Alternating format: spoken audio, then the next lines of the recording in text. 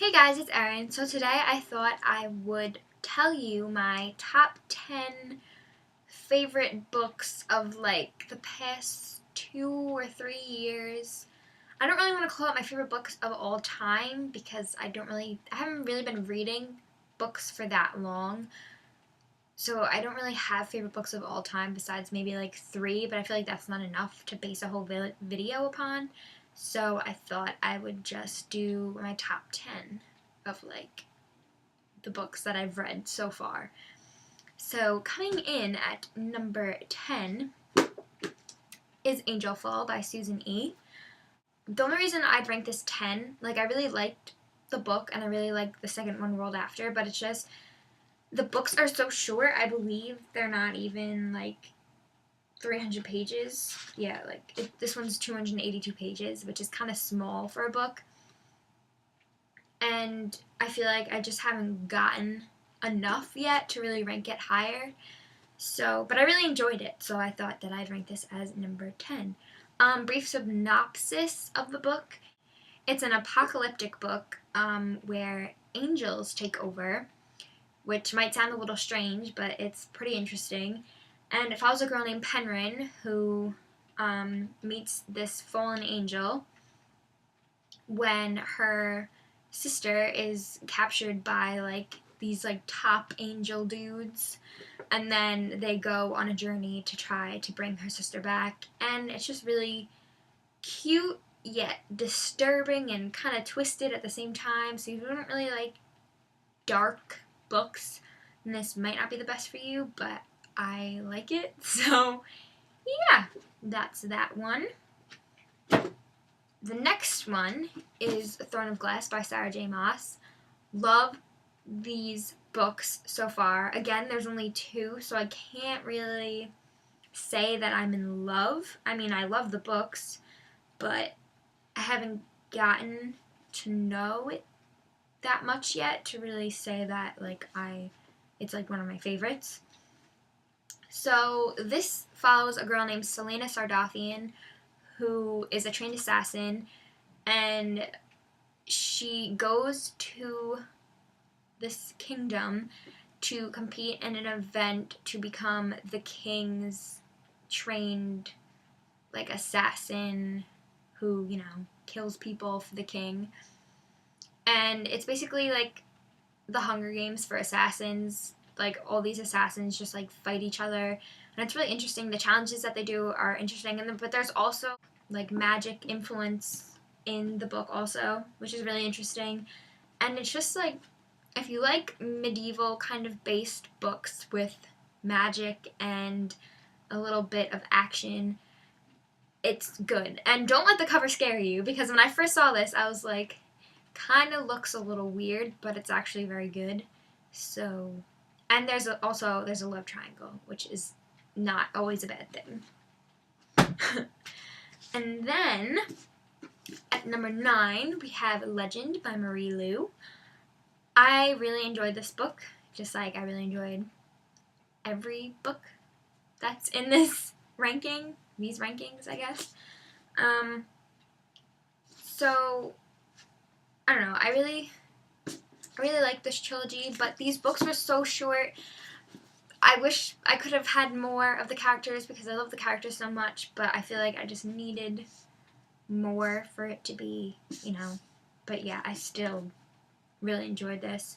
So this is a dystopian, and it's like America that's been split into the Republic and the colonies, and it follows a girl and a boy, both in the Republic, but the girl is a higher ranking and the boy is like kind of poor. Like somehow their stories intertwine, and just their relationship is really interesting, and it's just a really good book. So if you like dystopians, this is a good book for you. And then we have another dystopian. I'm just full of dystopian books. The Selection by Kiera Cass. This book, I can't form words to describe how much I love this trilogy.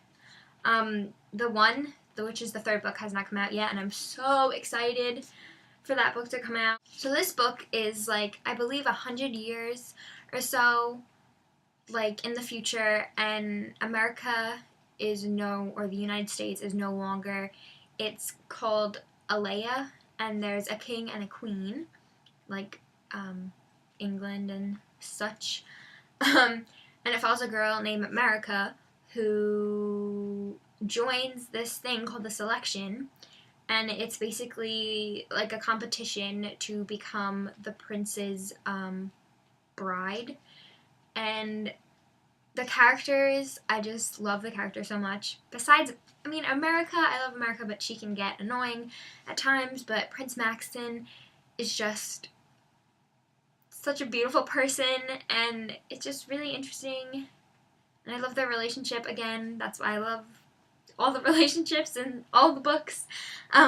Yeah, but this is just a really good. There's also a love triangle in this. Not really a fan of the love triangle, but don't let that scare you because it is a very good book. And yeah, I'm hoping the one brings everything all together and just makes it a beautiful trilogy.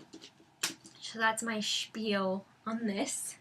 Okay, the next book is City of Bones, which I'm sure you've all heard of this before, so I probably don't really need to give a synopsis, but I'll just say that it's fantasy, and there's these people called Shadowhunters who are half angel, half human, and they fend off demons from this world.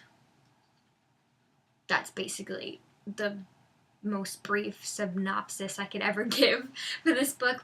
But, I mean, who doesn't love the Mortal Instruments? Personally, I do. So, yeah, I don't really have a lot to say about this, because there's just so many books, and I feel like City of Bones, Mortal Instruments, yeah, woo, yeah, okay.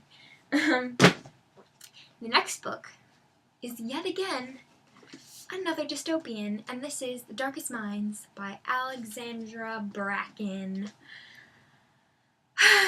This book, again, the characters are just perfect. Liam and Ruby are like, I ship it so hard.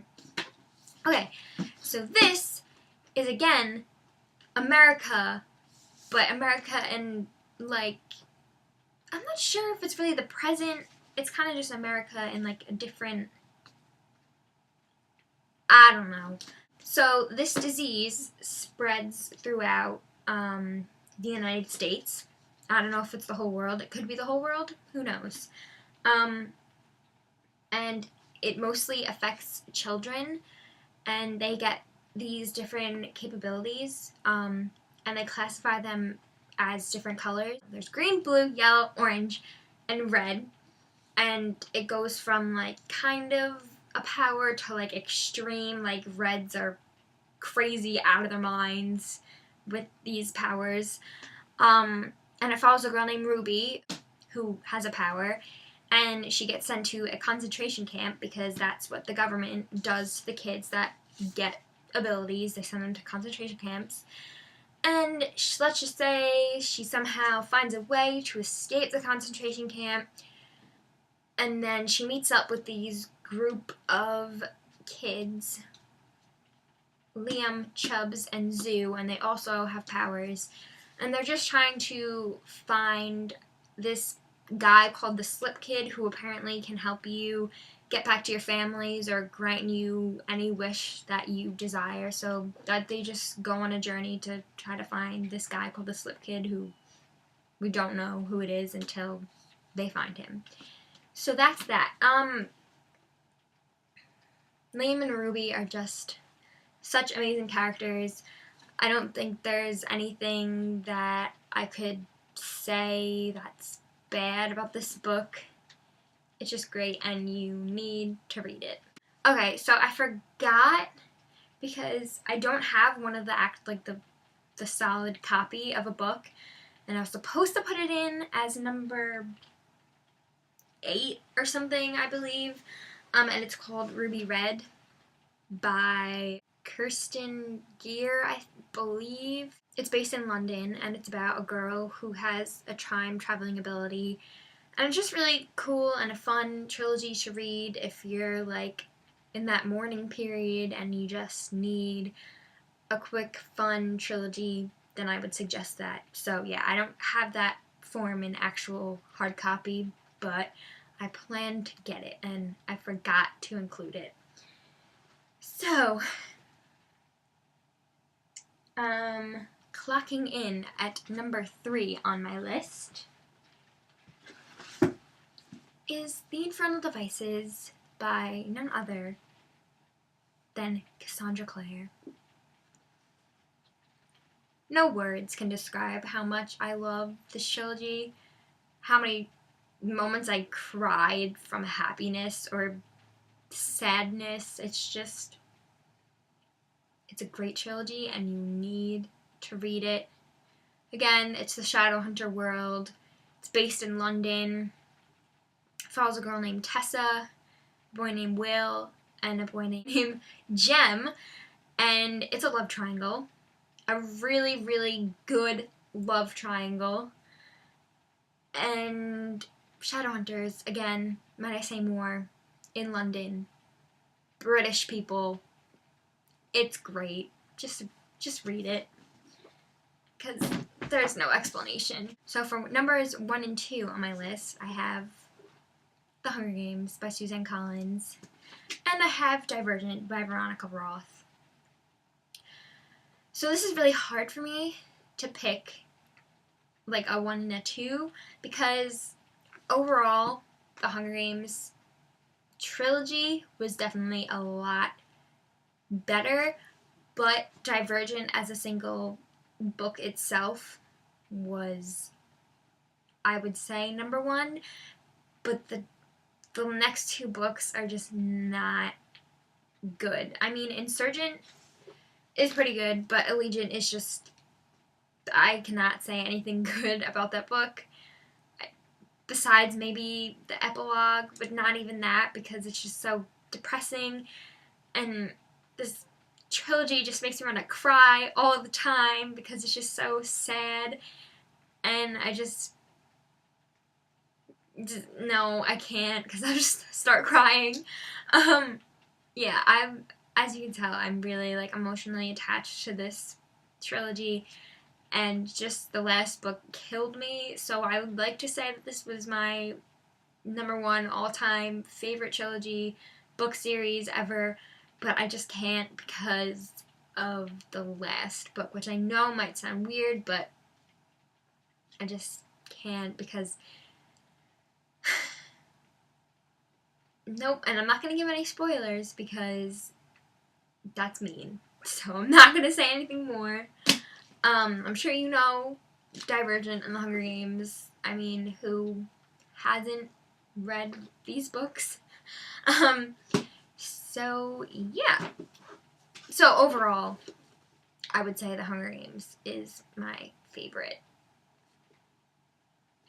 But it's hard to say that. Okay, thanks for watching. I hope you guys enjoyed this video. Make sure if you want to see any other kinds of videos that you tell me in the comments, and I'll be happy to do them. So I will see you guys later. Bye.